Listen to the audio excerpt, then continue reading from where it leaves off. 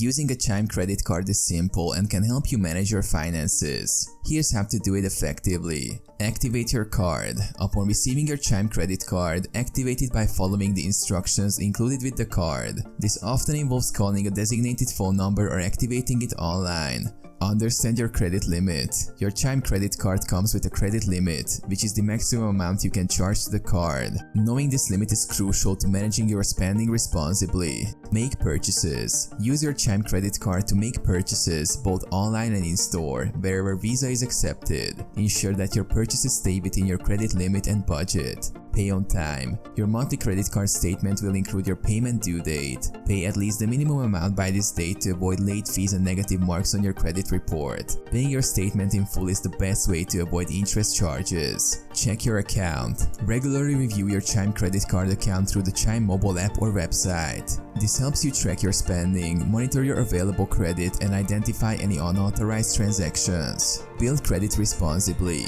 Your Chime credit card activity is reported to major credit bureaus. Consistently making on-time payments and keeping your credit utilization low can positively impact your credit score. Contact support if you encounter any issues, have questions, or need assistance. Chime's customer support is available through the app or website.